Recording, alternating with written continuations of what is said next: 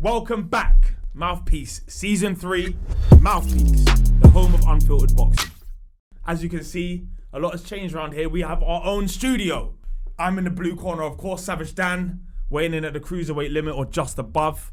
Opposite from me, in the red corner, we have Money Mace, Producer Mace, Canelo Alvarez, you call him whatever you want. Yes, guys, what's going on? I actually am the same weight as Canelo. I'm about 168, You are 170. Canelo. When I was focusing up cameras, I was like, oh, as you get closer, Yeah. you are him. Well, we had that guy at the after party ask me for a picture, thinking I was literally Canelo. So, but yeah, we're going to be bringing weekly episodes. Ideally, I think every Wednesday. Yeah. All the latest boxing news and views. This podcast is brought to you by Boxing Boys NFT.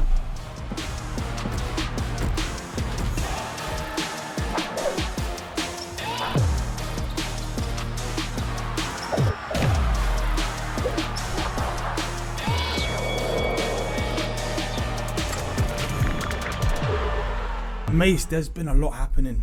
There's It's all going on. It's all kicking happening. off. Yeah. What are we talking about first? Look, Where do we go? I think, obviously, we wanted to be dropping exclusives on this podcast. We have Savannah Marshall returning in Newcastle. We don't have an exact date for you just yet. We're figuring those out. But she will be back in the Northeast this March. The road to Undisputed continues. That's it. It continues. It continues. Obviously, everybody's got their eyes on the clash with Claressa Shields. So, yeah, it's close. It's the biggest fight in women's boxing for me. 100%. She's going to be there in Cardiff as well, hopefully. We're going to get a ringside for Claressa's fight. Yeah. So, yeah, we can begin finally. Do you know what seeing I them can't face-to-face believe? properly. The fact that Claressa is 26. She's accomplished so much, but she's 26. Savannah she's got to be pound for pound hardest punching female there is. And that clash, it has to happen. Put it in the stadium. Agreed. Do you have an early prediction for that fight? Oh, I don't know. I think I would lean towards Savannah, but it's one of those fights that is a fight that could probably change with one punch. I would say Savannah's the bigger puncher. Claressa's the more accomplished of the two fighters because she's undisputed and all of that. So if I had to lean one way, I would lean towards Savannah. Mm-hmm. What about you? I would say Savannah. I think she beat her in the amateurs. Yeah. Sometimes you get those fighters that just have your number, and you could beat everyone else, but just not them. I don't know what it is. George Groves and DeGale had that same thing where, like, for me, the more talented fighter was James DeGale, but he just couldn't figure out a way to beat George Groves, even though that fight it was tight. Claressa's just a bigger woman as well. Savannah's just a bigger woman. Claressa can quite easily move up and down all the weights. We've seen the way she's transitioned between the weight classes, but Savannah's never going to really drop out of the middleweight division. Yeah. So she's massive for that weight. She's strong for the weight. Something like that, Big for the weight. I think, Claressa's never come up against someone like her. Yeah. It'd be an interesting one. Hopefully that's in March. Full announcement coming soon. Right. Shall we get into world boxing news, or do we stick with boxer for now? I personally, if I'm honest, would like to dive straight into what's happening right now. Step aside money being offered to AJ. Can we go in that direction straight away? If you want to. Let's do it. Yeah. Go on. I'll let you run with it. Gareth A. Davies has reported that AJ is set to receive £50 million to step aside and then face the winner of Usyk and Fury. I don't know. What would you do? I'm taking the money. I'm taking the money, 100%. Now, I've obviously never made £50 million before, which is why I would take that money. AJ, he's done 15 million before. So for him, this is a different conundrum. However, he's always said that he wanted to be undisputed. Now, if you face Usyk, fair enough, you get your belts back that you lost, potentially, because you never know what could happen in that fight. But that still doesn't make you undisputed. You then still have to fight Fury. Now, the businessman in me would say, don't worry about all the noise in the background. Take the step aside fee. Whoever wins that fight will be undisputed. You get your shot to fight for all of these belts at once, and you just get to relax. You don't have to fight. Maybe if he is changing trainer, then he gets more time with his trainer.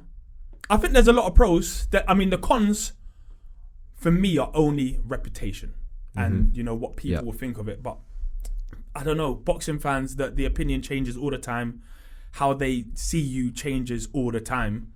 I'm not sure if I'd be that bothered about what everyone's saying if I still get to fight for Undisputed anyway. I would have done the same thing. I think you take the business hat that AJ is now sort of talking about. He says he's this businessman. You take the 15 million. Yeah. He always wants this road to Undisputed, so you can get that in one fight. Yeah. If you let the step aside happen, because one fighter is going to have all the belts. Yeah. So take the 15 million. As you said, you get more time with the trainer. And just on a personal one, I sit down with AJ after almost all his fights recently, and it's called Road to Undisputed. Now, this seems to be the straightest, easiest route to Undisputed, rather than having to beat both Usyk and Fury. And I understand your ego might be hurt and you might want to get back at Usyk, but as an entire accomplishment, record books, Undisputed, this is your easiest route. You know AJ very well. You obviously well enough. Yeah. Did you speak to him after the Usyk fight? Have you spoke to him about the Usyk fight? I haven't even seen him. I haven't seen him since the Usyk fight. I've seen his interviews, and in my opinion, he's stuck between this decision, essentially. But he's stuck between, he got beat. He accepts that he got beat. He's stuck between taking the money and stepping aside, which is, if you're a businessman, that's the decision that you make. As a fighter, you want to fight the guy that just beat you. So that's where I think he's just stuck in that mix, and there's a lot of white noise in the background. There's a lot of people's opinions that might swing him this way and then swing him that way, but ultimately, as a boxer, I always feel like you have to make the decision that is best for you. Now, regardless of what people's opinions are on your decision, for me, the best decision is to step aside and then to fight for Undisputed. Now, there are some fighters that will be like, no, you got beat, so you have to go and avenge that victory. It will be almost a hollow Undisputed if, for example, Fury beats Usyk and then you beat Fury. There's still a question unanswered there. So that's the conundrum that he'll be in. But if you're asking me, a man who has never made £15 million before, I'm taking the money. £15 million to not fight. 100% I'm taking the money. We've mentioned 3 names there. Yeah. There's obviously a 4th in there that is obviously a big bump in the road, and that's Dillian Whyte. Yes. His part to play in this is obviously causing a lot of problems. Rightfully so. Being offered 80-20. There's obviously reasons for it. The WBC have got their reasons for that. But if you're Dillian, what do you do in that situation? Well, I'm not sure, because there's so many moving parts to that part of it. Because there's still an arbitration. Yep. That's not going to be completed yet. I'm guessing at some point somewhere, Dillian might get a step aside as well. Yeah. So they reported that if the next fight is to be Tyson Fury versus Alexander Usyk, AJ would get 15 million, Dillian would get 5 million. So he would be getting compensated for stepping aside. I'll take it. Listen, I'm a money man. Like, I'm going to take the money. You're paying me to not fight more than I would usually get paid to fight. I think I'm taking the money. If it's the money though, if it goes to purse bids, then wait, hold on, because essentially, I can understand the route for AJ, because his decision will be heavily based on the money and if he gets to fight the winner. Where does that leave Dillian Whyte in terms of who he gets to face? Exactly. What his position is, because obviously that's 2 fights now where the WBC belt will be kind of tied up. Yeah, I don't think he. Yeah. Well, they always make a belt. You'd have to fight for a diamond belt or something like that. They'd give him a belt somewhere along the line. Yeah, I think if you're Dillian and you want the money, it could almost work in your favour to sort this out now, take the 20%. If you genuinely believe you're going to win anyway. Yeah. But either way, there'd be a rematch clause in that. If you beat Tyson Fury, that second fight is worth who knows how much money. Exactly. Tens of millions of pounds. Usually with these rematch clauses, you've got your percentage set in that fight already. So he will have to sign, all right, cool. If you do win, then it's 50-50 in the rematch, whatever it is. You don't necessarily automatically become the A side. But it's a tough one. I don't know. I know what I would do if I was AJ. I'm not sure what I'd do if I was Dillian Whyte. Do you think Dillian's had one of the most unlucky careers in heavyweight boxing? He's made a lot of money. He's won a lot of fights. He's got a lot of fans. Big profile. I don't think it's unlucky. I think the WBC have kept him on ice for longer than they should have. But I think he will get a shot eventually, depending on what decisions he makes. I mean, the only unlucky part is the fact that he hasn't got to fight for world titles, but there's just so many moving parts to it, especially when you're mandatory for one belt. Yeah. That's the tough part, because I'm pretty sure they always prioritize a unification over a mandatory. Yeah. Not always, but it's more often than not that's going to be the case. So mandatories. I mean, he's the longest mandatory, and then obviously he lost to Povetkin, had to beat Povetkin again. So there's things that's happened along the way that will have slowed him down slightly, but I'm pretty sure he gets a shot eventually either way. Do you think, obviously there you just mentioned that Dillian's always sort of stuck with the WBC rankings. Do you think he was right to do that? Do you think he should have tried to get a higher position in some of these other ranking systems? In hindsight, yeah. In hindsight, hindsight's a beautiful thing. Yeah, it's different. You know what? If Dillian Whyte was Mexican, I would say stick with the WBC, because you're gonna get your shot sooner than you think. Whereas when you're not and you're British, you actually probably have to place your chips everywhere, and just pick the opportunity that comes to you the soonest.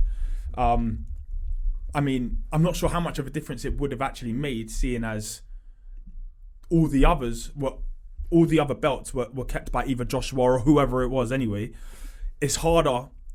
I mean, when you look at where those other belts, the BO, the WBC and the WBA have been in the last couple of years. They were with AJ for a long time. Yeah. Then they went to Ruiz. Rematch clause, he gets them back. Then he has to fight his mandatory in Pulev. Then he fights Usyk, loses them. Now he has the rematch clause, you have to fight him. So there's not necessarily a case to say that it would have had a faster route to our title if he had tried to go with the BA, the BC or the BO anyway. Yeah. I don't know. In hindsight, everyone has 20/20 vision. That's the thing. And to be fair, in this situation, my hindsight doesn't even really have 20/20. I'm just looking now. Obviously, WBC, as we just mentioned, is where he's always always tried to prioritize his career. He's not even ranked inside the top 15 of any of the other governing bodies. Top 15. So when you look at not making the most of your career, give me some names that are in there ahead of him that shouldn't be, essentially. So you got Joe Joyce with the WBO. Start with the WBO. Yep. Joe Joyce in at number 1. Yep. Joseph Parker and Andy Ruiz are your number 1, 2, and 3. So in theory, he would put up a good fight against all of them, if not potentially come out on top against arguably all of them on his night. So that gives him a high ranking there if he'd really tried for it. IBF, this is even easier. Well, I say easier, but number 1 spot is vacant. Number 2, Louis Ortiz, and number 3 is Filip Hrgović. Again, you would back. The thing is with Dillian, you back him against anyone. Yeah, he's a true proper fighter. He's always got a puncher's chance, especially in the heavyweight division. So, and then carrying on with the WBA. Number 1 is Daniel Dubois. Number 2 is Michael Hunter, and number 3 is Robert Helenius. So, again, if he'd sort of, and you know what, I keep saying WBO, WBC, I meant IBF. Yeah, WBC. Yeah, that's weird. So it's sort of all up for grabs, really, if he had tried to prioritise it. But then again, when you are so close to the prestigious WBC, and he was obviously mandatory position for... It's the green. Was it over 1,000 days? Yeah. So you can't blame him, as we said. Hindsight's a beautiful thing, but those top spots are there for the taking. Once you're in a top spot and you're there, ready, you are the mandatory, you would neglect the others, because you might be top 4 or 5, and there's just no point really paying them much attention when you've been in the number 1 spot for so long. But it's just... I don't know. This is why, if I was Dillian, I would settle. I'll take the 80-20. And I would try and beat Fury and try and negotiate something better for me in the rematch. But there's just such a big chance that if you don't settle this and this goes to purse bids and something goes wrong, because boxing is one of those sports where you almost don't know if people are going to fight each other until they're in the ring. Yeah. I just got a feeling the fight might not happen if you don't play ball. That's my only fear. Yeah. Well, look, let's see what happens. It's been going on for a good couple of weeks already, so who knows how much longer it's going to go on for. Sticking with step-asides, we'll bring it back to some boxer-specific stuff with a fight that did get made eventually and actually worked in his favour. Josh Taylor versus Jack Catterall. They're in town this week for The Gloves Are Off filming. That's going to be an exciting one. Josh is a crazy, crazy Scotsman. He's a nutter. He's a full-blown nutter when he wants to be. He's the nicest guy ever. But then when he switches on into the real Josh Taylor and he becomes the cold-hearted, cold-blooded killer, you're in a lot of trouble. Jack Catterall's an example where it's worked out perfectly in his favour. He was obviously mandatory for the WBO for about 3 years. He then had the opportunity to fight Ramirez for the belts, but obviously chose to step aside and let Josh go in. Would you have done that? In that situation, yes. Only because Josh was the controlling champion and he had 3 of the belts before he fought Ramirez, I believe. Which means that once he comes out undisputed, if he does, he would have got his shot at him. With Dillian, for example, you're chasing a man that has 1 belt, and that man is chasing the guy that has 3 belts. So it's a slightly different dynamic. But I mean, look, that's one that worked perfectly if you're Catterall, because now out of nowhere, having never fought for a world title. Had he fought for a world title before? I'm pretty sure he hasn't. No, he hasn't fought for one. I think the highest he got was Intercontinental, I believe. Well, WBO Intercontinental, and then he's been the WBO World Mandatory for 3 years since 2019 January. And then all in one sitting, you get to fight for the WBO, the WBA, the WBC, the IBF, and the Ring Magazine. In one night. The ring is just a cherry on top just as well, the ring is the most prestigious boxing award. It's an example of things happening perfectly, and it's rare in boxing, to be fair. Everybody plans on this route, that route, but something always happens that derails the plan. Someone gets beat, someone gets injured, COVID. Like, there's always something that can scupper the plans. As mentioned, they're in town for The Gloves Are Off. That's getting filmed this Tuesday. When you think back to The Gloves Are Off, it's obviously a iconic show for boxing fans. It's something that really tees up that fight week excitement. What are some of the greatest Gloves Are Off that you think of? They usually have the same culprits. So Derek Chisora's Gloves Are Off are always entertaining. So his one with Dillian Whyte was a crazy Gloves Are Off. Iconic. The laxatives, that's just... I found Dillian Whyte and AJ entertaining. The best one for me might have actually been Carl Froch, George Groves. I was going to bring the that up push-pull across the table. And it was just... They are like the most opposite in terms of personality. And just everything about them hated each other. I don't know how they've ended up being friends. It's crazy.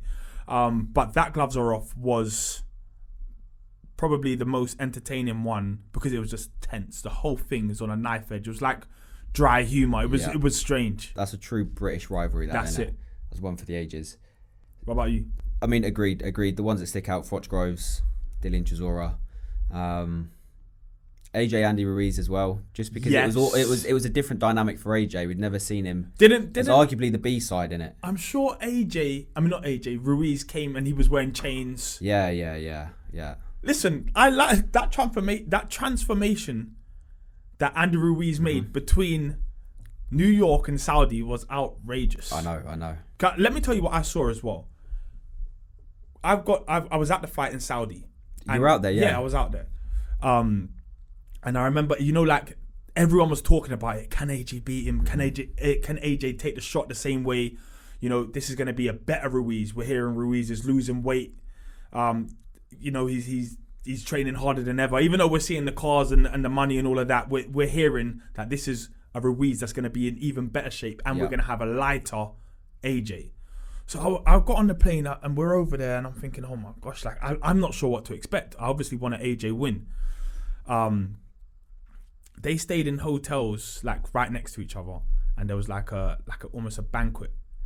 And I remember AJ came down, and AJ is very AJ, shakes everyone's hands, and You know, like he's just a proper professional.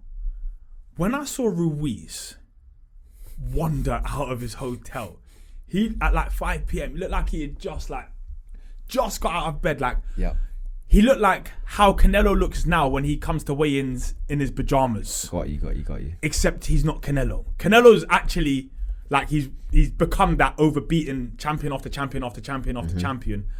Ruiz looked so relaxed and so heavy that I was just like, there's no way he can win.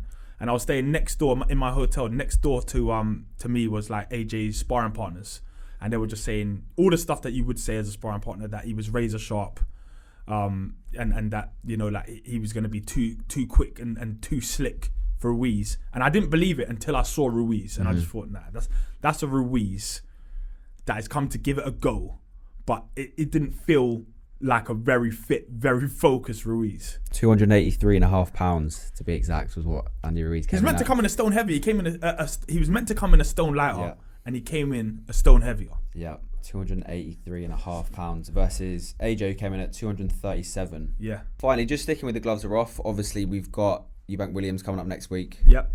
Their gloves are off is dropping this Sunday at 6:30 on Sky Sports main event, probably, or just after the football. So you can tune into that. That will then be going out on the YouTube channel. The trailer looked sick. Well, look, I saw Sky Sports put up a trailer. George, let's play it now. Why would he be not your kind of guy? Because, I don't know, he's just... It's the jacket, isn't it? It is what it is. It's not about the clothes you're wearing. It's about your personality, which I don't like. Bottle job. Turncoat. Chris, Turncoat. if we went up in the back room there, yeah, nothing would happen. Nothing would happen. First of all, I'd punch your head in because I'd ruin you so bad. Let's not get ahead of ourselves here. I'd mess your head up. You're a turncoat. Yeah, all right. fantastic. You're a bottle job, and what you've done today, he's going to do on the night. He talks a big game, but when it actually comes down to it, he's not about that life. That was sick. That was. It feels like I'm watching a Marvel film. Yeah. Like the Is It My Jacket?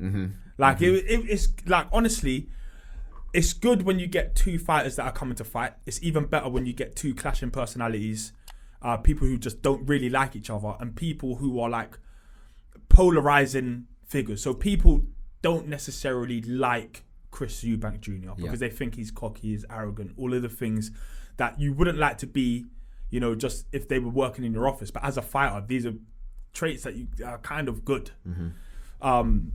That gloves are off looks like it's going to be one of the classics. Yeah. Who do you think the hardest person to do the gloves are off against would be?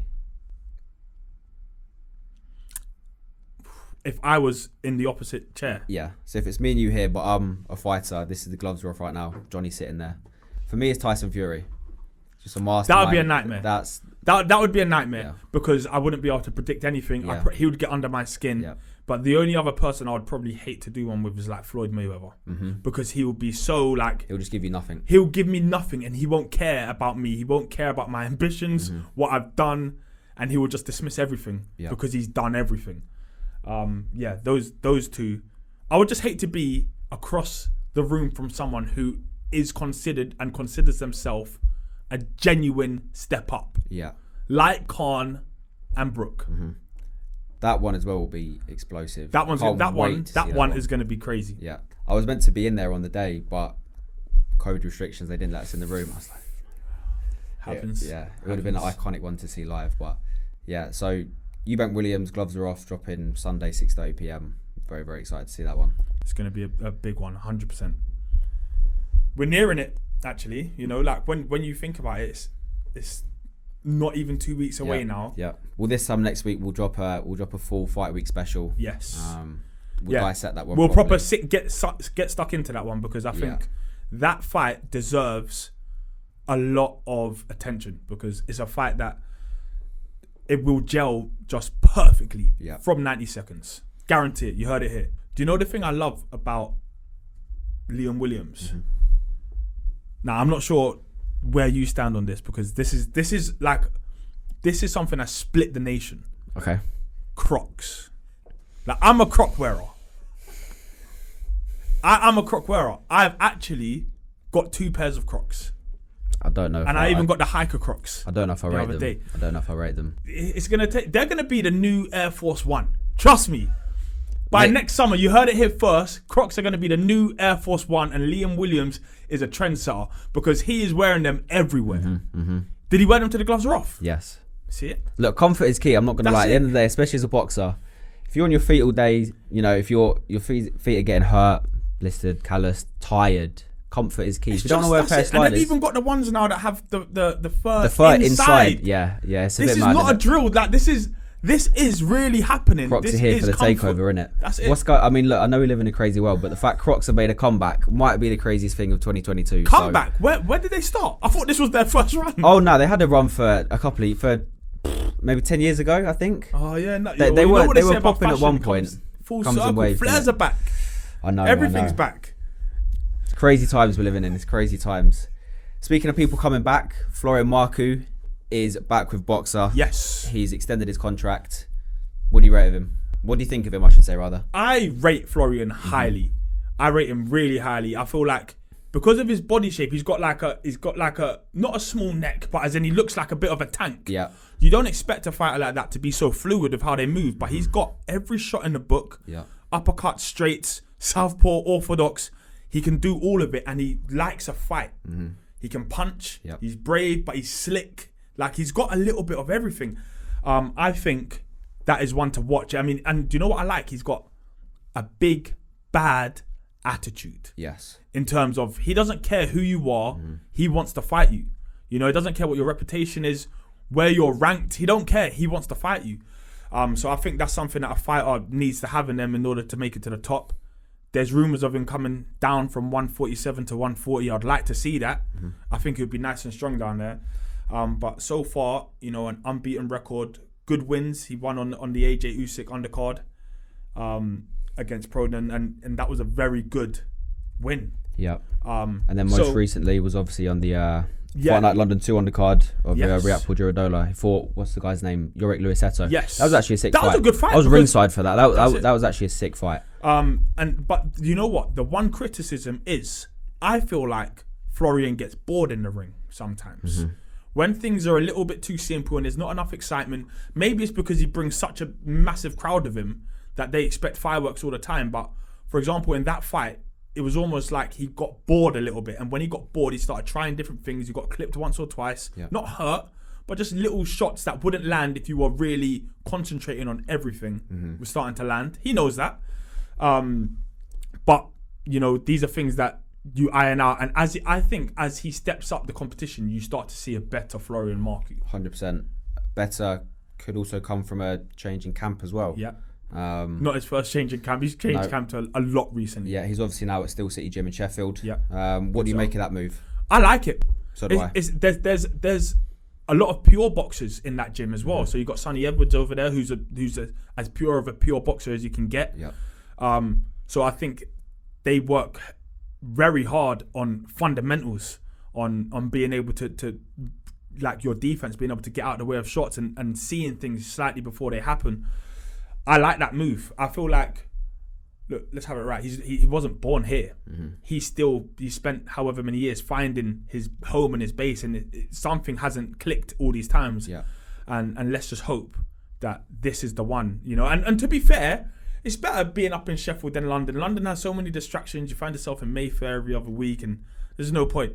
That's what he said. That's why he wanted to go to Nottingham initially. Is that what he said? Yeah, he was like, just London. I need to get away from London. It's hard to focus here. Like, I really rate London fighters who are able to be really disciplined, because it's like New York. It's a city that just doesn't sleep. Yeah. So and there's so many distractions, so many things to do. And when you go to these places like Wales, and there is far less to do, and you look at the streets that people are running up, and there's actually just houses on the street. No shops, no JD Sports, no nothing. It makes a big difference to you, because you just really focus on fighting. That's why these fighters go to Big Bears, why they go to places that are secluded and you can really just knuckle down. Yeah, I was going to bring up Big Bear. Right, we have a special guest on today's podcast. We are joined by a debutant, who's someone who's going to be debuting on the Cardiff show. Caroline Dubois. Caroline, lovely to have you. Looking to next weekend, the same night that Claressa Shields fights, obviously. How excited are you for your debut? I'm so excited. I'm buzzing. I can't wait. To be honest, it's been a long time coming, really. I was meant to be boxing last year, but obviously, you know, I got ill and everything, and it wasn't meant to be. But now this is my time. There you go. Look, some technical difficulties. I like that. It was always going to happen. Is it? Obviously, women's boxing is growing, you know, like just at a ridiculous rate at the moment. A lot of attention coming to the sport. What are your long-term aspirations? Long-term, I just want to be, you know, a good fighter. I want people to remember me as being a good fighter, you know, not just a good female fighter, you know, a good fighter in general. If I end up retiring and people say she was just a good female fighter, then I know I couldn't have been that good. You know, I want to retire, people to say she was a great fighter, boys and girls and young up-and-coming fighters to watch me and just be inspired by me and my boxing ability. Looking shorter term, 2022 obviously is your breakout year. Who's on your hit list? What are the names in your division that you're looking at and you're like, all right, that's who I'm after? Well, the aim for this year is to have 5 fights. So however that goes, whatever days, whatever months, it doesn't really matter, you know. Obviously, I'll be fighting Veda Masakuti. I can't pronounce the name properly. I'll be fighting her in my pro debut, and after that, we'll see where it goes. You know, female boxing, it progresses really quickly, and you're able to step up and be fighting for titles like in no time at all, which is a good thing and a bad thing. But just as we'll go from however this pro debut looks. You know, if I feel like I'm comfortable in there and I'm ready to step up, I'll step up. You know, it's just about timing, and I'll be ready for anything. There's also been talks that, you know, there's potential for you to go up and down the weights and be a multi-weight world champion. Is that something you're looking at already? Definitely. Definitely. I know I can definitely go up, so there won't be no problem there. Also, you're fighting on a massive card. Like this is a big domestic dust-up, top of the bill, Eubank Williams. Yeah. I'm going to press you for a prediction. I don't know. It's gonna be a good one. Eubank, he's explosive. He's fast. He's a good fighter. Williams, you know, he's more rugged. He knows how to rough you up there on the inside, and he's gonna have a good engine, I think. So I think early, Eubank, you know, he's gonna definitely. He has more chance to get him out there early. And if it stays on, I don't know how this is gonna go because Williams is tough.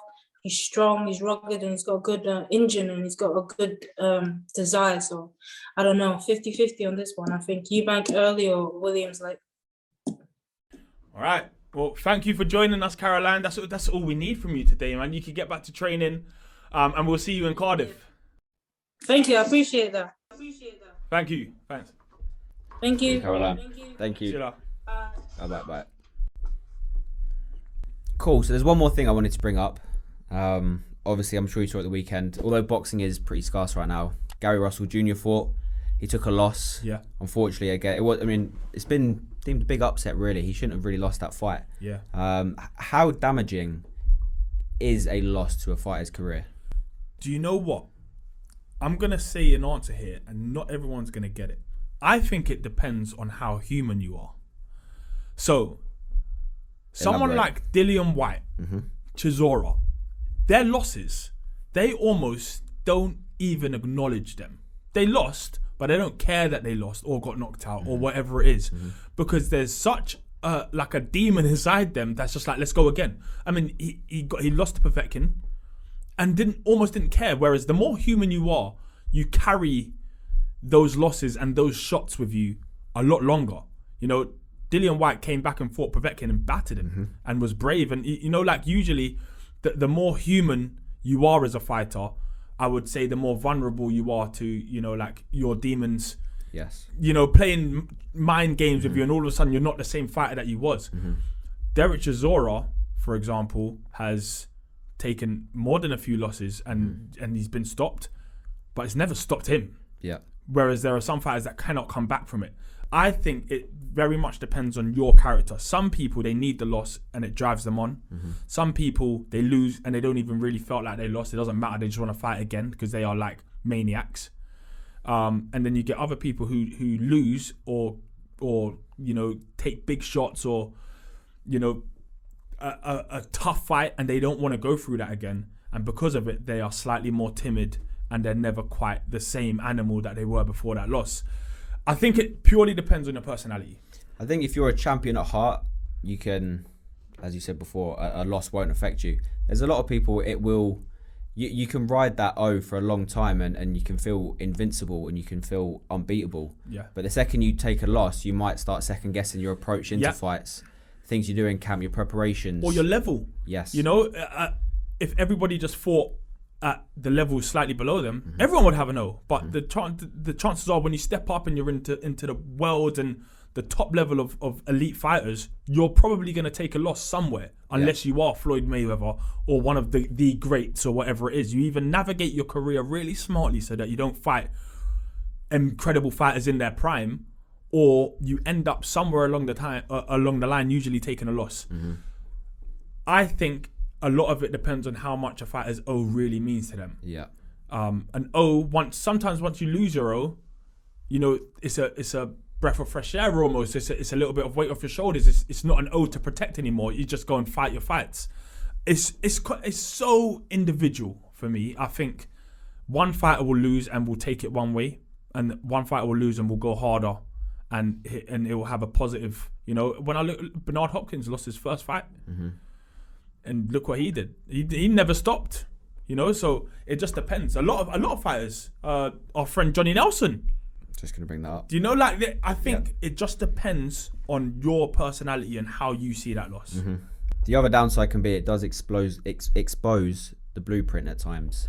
If you have an off day and all of a sudden your cracks begin to show inadvertently, it might be a down day for you, but you can sometimes expose yourself from fighters all of a sudden. Yeah. It seems a little bit easier. Well, obviously, look, I still think that as physical as this sport is, it's still 90% between the ears.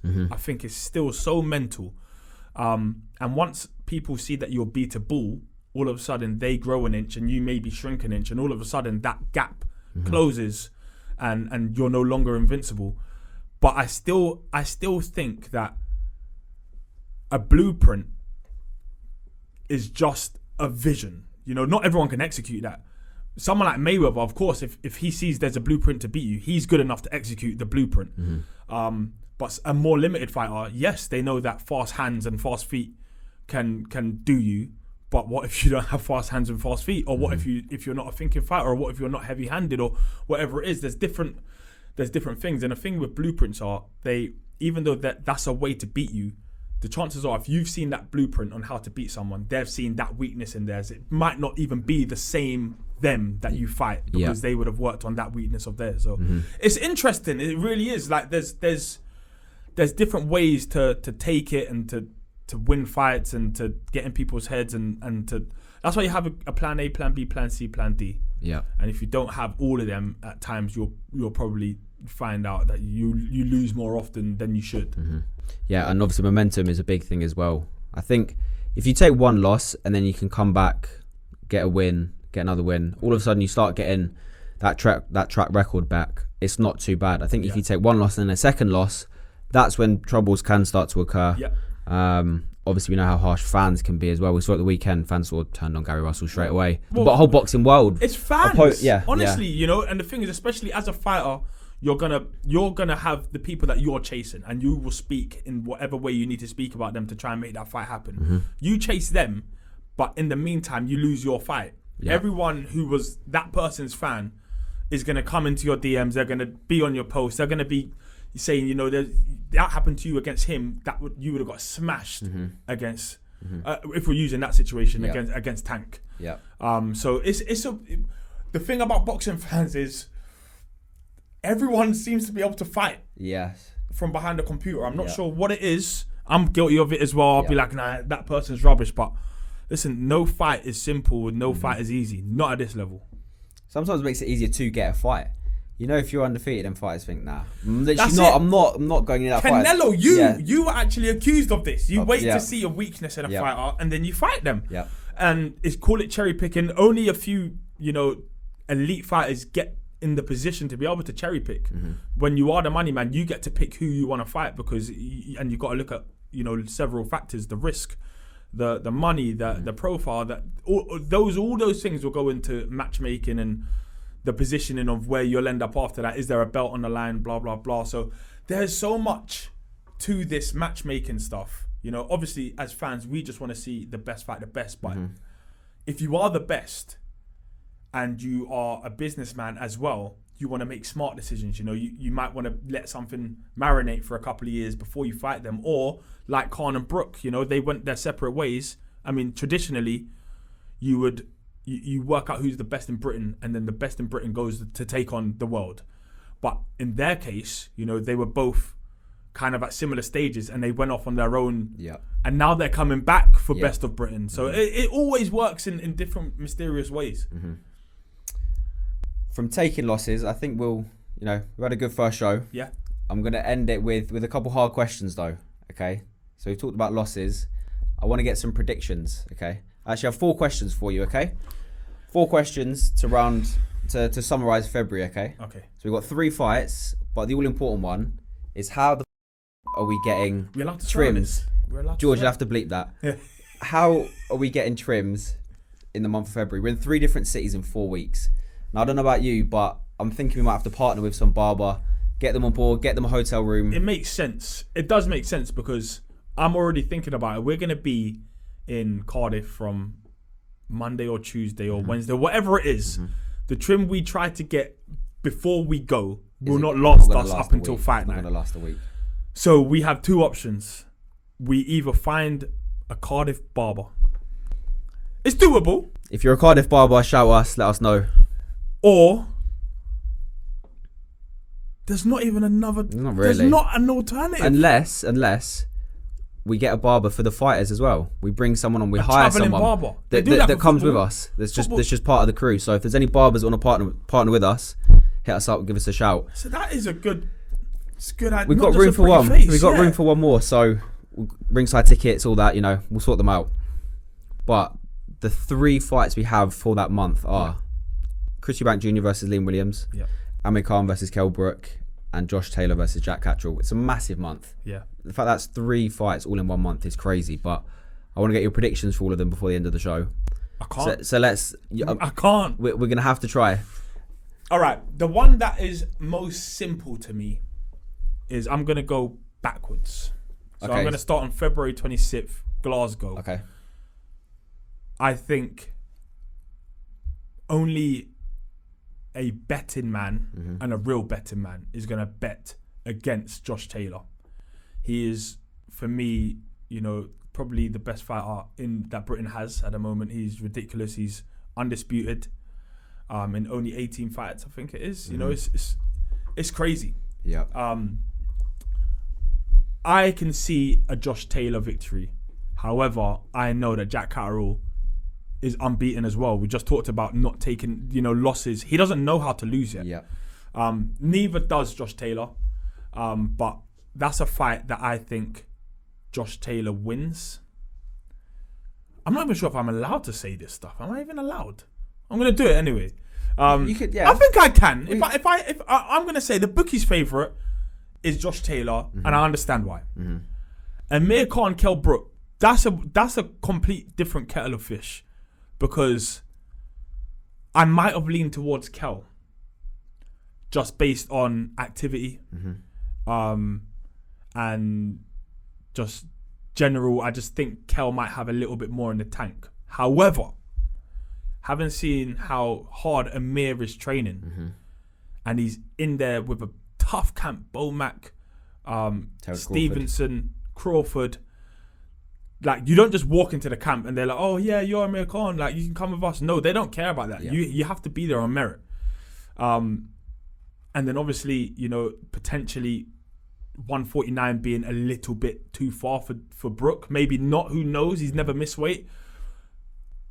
I'm gonna have to sit on the fence for that. You hosted the media calls last week, and I was shocked. Did they play a factor in your predictions at all? They made me more confused. Really? They made me more confused because I spoke to Kell first. And Kell was adamant that he wins this fight. He can't see, I'm training so hard. There's no way, he's never been better than me, blah, blah, blah. He's oozing confidence. And usually there's a fighter that oozes confidence and there's a fighter that shows confidence. And I can usually figure out from how they're speaking to me, how they actually feel.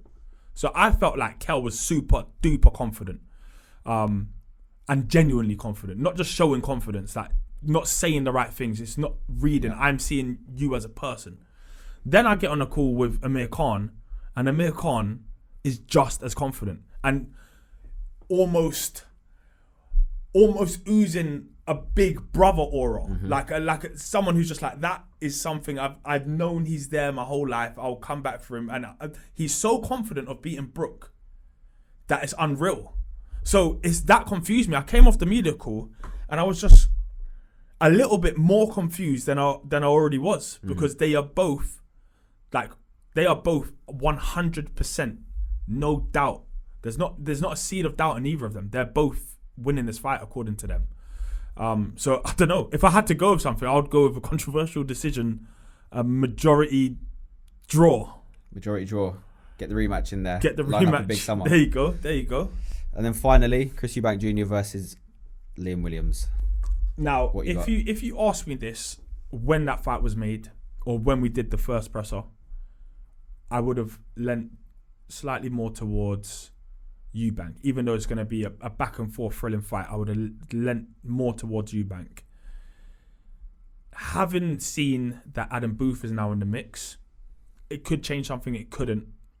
He's had more time because of the shoulder injury and then no fights in January due to COVID. You probably need a good long camp. If you're going to beat Eubank, you need a good long camp to do it. You need to drill in a game plan. And you need to know exactly what you're going to do and how you're going to deal with certain things when you have to inevitably deal with them. There's going to be points in this fight where Eubank comes on and Williams is going to have to find a way to deal with it. You're better prepared after having 10 or 12 weeks for something like that with Adam Booth having drilled in the game plan. So even though I was siding with Eubank slightly more, that is now really evened out. And I might still be slightly Eubank, but it's 51-49. Like, it's really close. That close, yeah? It's that close. What do you think? It's all going to unfold next week. No, I'm not on this show for that. I don't know. I don't know. Look, we'll save that for next week. Episode 2. We're going to do a full fight week special for Fight Night Cardiff, headlined by Eubank Jr. versus Liam Williams. Yeah. You got anything else before the end of the show? Nah, just barbers, let us know what we can do. What's our options? Yeah, that's it. Episode 1 complete, in the bag, new studio, new show. Yeah, and a big year ahead for Boxer. Like, comment, subscribe, do all the stuff that you know you should be doing, and stay locked in because we're going to be dropping exclusive news on this podcast every week. Mouthpiece, the home of unfiltered boxing.